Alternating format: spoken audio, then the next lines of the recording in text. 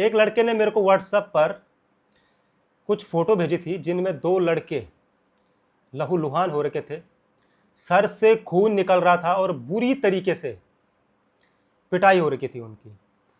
तो फ़ोटो ऐसी है कि मैं उन फ़ोटो को वीडियो में लगा भी नहीं सकता, क्योंकि अगर मैं उन फ़ोटो को लगाऊंगा तो फेसबुक जो है स्ट्राइक दे देगा। इतनी मतलब खतरनाक फ़ोटो है वो। फिर भी मैं कोशिश करूंगा फ़ोटो को ब्लर करके लगाने की। तो भाई जी से जानते हैं कि क्या था वो पूरा घटनाक्रम और कैसे कैसे हुआ था, और जो लड़के जिन लड़कों के साथ ये घटना हुई वो आपके क्या लगते हैं। सबसे पहले तो आप अपना नाम बताइए कि आपका नाम क्या है। मेरा नाम शोएब अली है सर। कहाँ कहाँ से हो आप। मैं इधर से हूँ, आपका ये रीठा मंडी लखीबाग पड़ता है ना, वहाँ से हूँ। रेलवे अच्छा, स्टेशन मतलब सिटी सेंटर है, देहरादून का सिटी सेंटर से बोलते हैं। तो घटना के बारे में बताइए। जो दो लड़के थे ये कौन थे। ये जो दो लड़के थे वो मेरा भाई था और एक मेरा भांजा था, क्या हुआ था। जिसमें घटना घटी हाँ, थी। तो क्या हुआ। घटना में बताऊँ क्या, कुछ भी घटना नहीं है। पहले मैं अपने बारे में अपनी फैमिली के बारे में परिचय दे देता हूँ। जी जी हम जो है बिल्कुल सीधे साधे लोग हैं। जी। हम लड़ाई वड़ाई से बिल्कुल दूर है। मतलब हम जो है सुबह 9 बजे गए और रात को 9 बजे वापस घर पे आ गए। हमारा काम वाम के चक्कर में ना हमारे पड़ोसी, आप किसी से पूछ सकते हो, पड़ोसी तक 6-6 महीने तक हमारी शक्ल नहीं देख पाते कि ये करते कि लड़के सुबह जाते हैं और रात को आते हैं।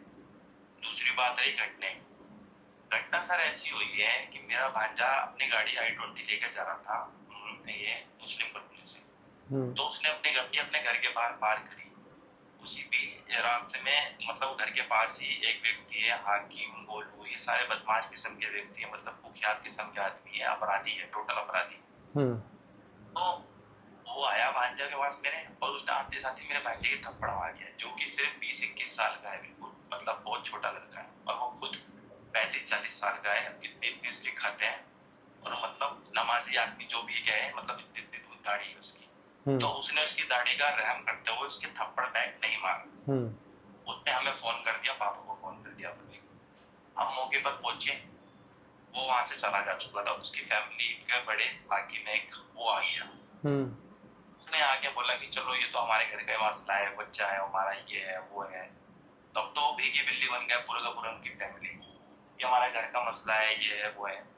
हमने बोलते चलो सॉरी वोरी बोल रहे, कोई बात नहीं। हमने घर पे बुलाकर उन्हें चाय चुई पिलाई, खाने को भी पूछा।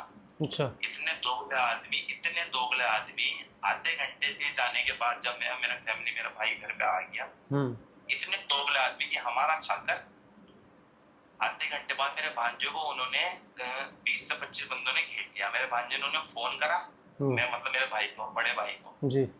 तो जैसे ही मेरा भाई पहुंचा मौके पे, उन्होंने आओ देखा ना ताओ देखा। मेरा भाई इसलिए पहुंच गया क्या पता बातचीत के लिए दोबारा बुलाया, मतलब उसका बिल्कुल भी इंटेंशन, भाई जाहिर सी बात है कॉम्प्रोमाइज हो गया, बात तो हुई तो एक बंदा लीडर हो भी जाएगा, जाहिर सी बात है।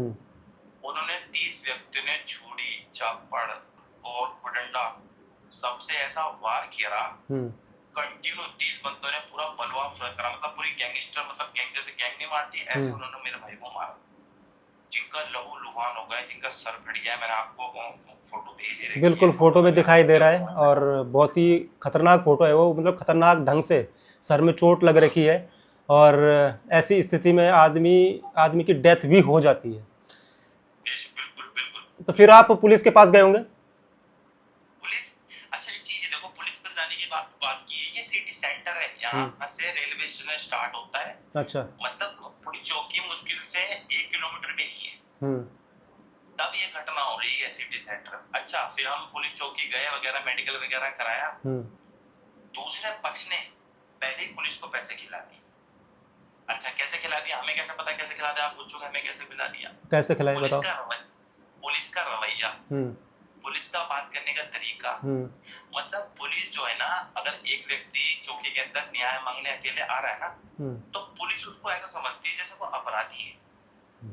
मतलब पुलिस जो है ना, सुअर का झुंड जैसे बोलता हूँ, मैं बोल रहा हूँ सुअर जैसा आते हैं ना, झुंड में आते हैं सारे, तो पुलिस वही पसंद करती है चौकी में। एक आदमी 2 व्यक्ति जा रहा है, वो तो ऑटोमेटिक ही अपराधी हो गया। अच्छा, तो ये बताओ कि आपकी एफआईआर दर्ज हुई।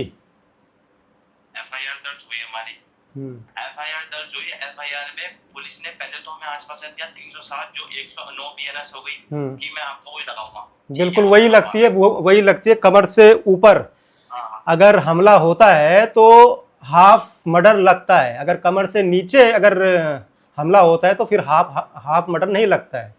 तो यहाँ पर तो डायरेक्ट सर का सवाल है, सर का, जहां पर अगर थोड़ी सी भी चोट लग गई तो आदमी मर सकता है।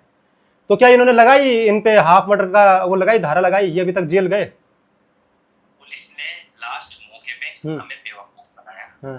पुलिस का जो उच्च अधिकारी है बोल रहा है कि 307 लगाऊंगा, 109 बीएनएस लगाऊंगा, लेकिन जब जेडी कटने का टाइम आया तो मुझे दिखा दिया कि आपने तो तहरीर इस उस पे दे रखी है, आपका तो मेडिकल ये है, डॉक्टर ने जो मेडिकल दे रखा है, जो बनवा मारा, मतलब इतनी चोट मार के पुलिस क्या बताने चाहती है कि दो पक्ष की जब इनमें लड़ाई हो रही है, एक बंदा जब मर जाएगा पुलिस जल्दी कार्रवाई करेगी। थाना कौन सा था ये? थाना कौन सा था? थाना थाना ये आपका पटेल नगर पड़ता है, कोतवाली पटेल नगर। थाना लालपुर है, कोतवाली पटेल नगर है।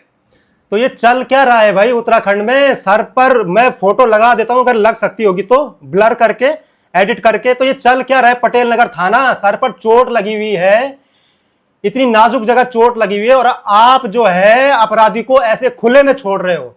कहां है देहरादून का एसएसपी परमेंद्र डोभाल, जो खुद को एक ईमानदार एसएसपी बताते हैं? क्या कर रही है आपकी पुलिस? दो लड़के घायल हो गए, सर पर वार हो रहा है, चाकू से वार हो रहा है। आप लोग इन अपराधियों को जेल कब डालोगे? जब आदमी मर जाएगा तब डालोगे इनको जेल। थाना पटेल नगर। और एसएचओ कौन है? एसएचओ का नाम भी बता दो ताकि इसका नाम जो है सोशल मीडिया पर पड़ा रहे। क्या नाम है एसएचओ का, है कुछ पता? एसएचओ का गोसाई है, गोसाई नाम शॉर्ट में, और हमारे आईओ ओमवीर सिंह है। अच्छा। ओमवीर जी। और मुझे तो ऐसा लगता है कि पुलिस जो है ना, कार्रवाई सिर्फ दो ही घटना पे करती है। एक 302 मर्डर, मतलब मर जाए, सीओ, एसपी, आईजी सब पहुंच जाएंगे मौके पर, कार्ड लेके अपनी बिल्कुल।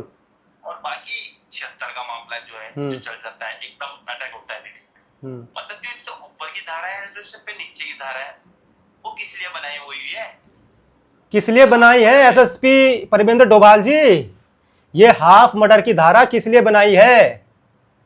और तब आप अपराधियों को जेल भेजोगे जब अपराधियों के हौसले बुलंद हो जाएंगे और वो इन दोनों को मार देंगे जान से। अभी तो अधमरे किए हैं, सर पर मारे हैं, तो तब करोगे आप कार्रवाई जब ये दोनों मर जाएंगे।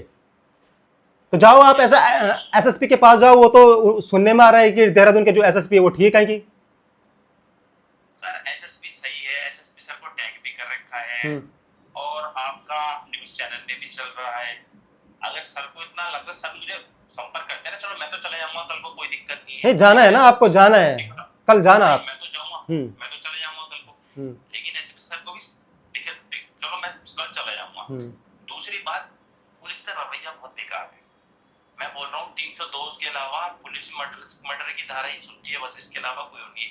और मैं एक चीज आपसे बात कर रहा हूँ कि मुझे ये जो बहुत लगता है, चलो हम तो देखो एक स्टेबल परिवार से सब चीजें स्टेबल है, कोई दिक्कत नहीं।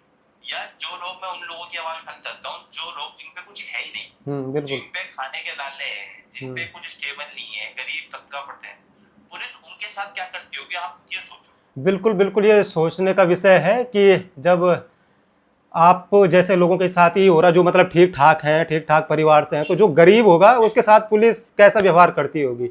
तो उम्मीद है उत्तराखंड के डीजीपी इस वीडियो को देखेंगे और जो देहरादून के एसएसपी हैं परमेंद्र डोभाल जी इस बात का संज्ञान लेंगे, और जो ये अपराधी हैं जो चाकू से सर पर गले पर वार कर रहे हैं ये जेल में जाएंगे। तो कल आप जाइए, देखते हैं इस वीडियो से क्या फर्क पड़ता है उत्तराखंड पुलिस पर। ठीक है भाई जी, तो कल देखते फिर क्या होता है। अगर नहीं डालती उत्तराखंड पुलिस जेल तो फिर कल फिर लाइव आएंगे। आपसे बहुत मैं प्रेरित होता हूं और आपसे ऐसी आवाज उठाते रहो। आप बहुत अच्छा काम कर रहे हो, आपको सैल्यूट करने का मन करता है। जय हिंद भाई।